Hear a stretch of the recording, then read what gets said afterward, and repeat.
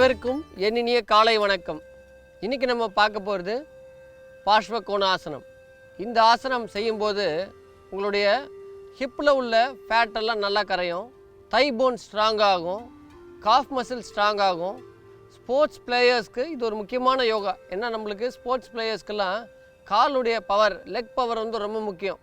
அந்த வகையில் leg power increase பண்ணுறதுக்கும் ஸ்டாமினாவை இன்க்ரீஸ் பண்ணுறதுக்கும் ஹிப்பில் உள்ள ஃபேட் மசிலை எப்படி கரைக்கலான்னு பார்க்குறதுக்கும் இந்த யோகா வந்து ஒரு முக்கியமான யோகாவாக இருக்கும், பார்ஷ்வகோணாசனம். அந்த யோகாவை நம்ம இப்போ எப்படி செய்கிறதுன்றதை பார்க்கலாம்.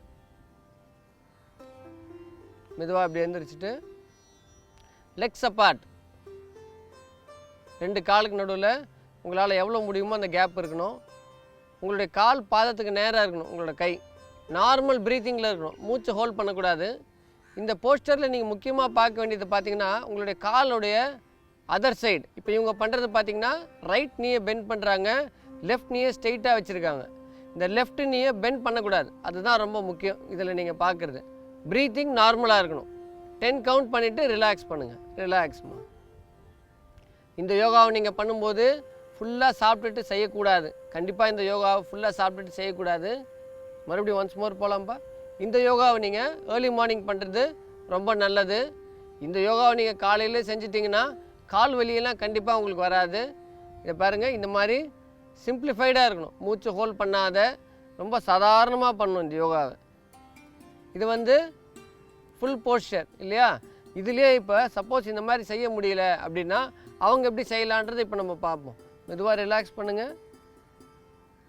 இப்போ நம்ம இந்த யோகாவை சிம்பிளாக எப்படி பண்ணுறது, ஃபுல் போஸ்டர் வராதவங்க எப்படி பண்ணுறதுன்றதை பார்ப்போம். பண்ணுங்கள். அதே மாதிரி காலை வச்சுட்டு கையை மேலே தூக்கவே தேவையில்லை. அதே மாதிரி கையை சைடில் இப்படி வச்சாலே போதும். ஒரு வாரம் 10 நாள் இந்த மாதிரி சைடில் வச்சுட்டு 10 கவுண்ட் பண்ணுங்கள். அதுக்கப்புறமா மெதுவாக கை தூக்கினா போதும். புரியுதுங்களா?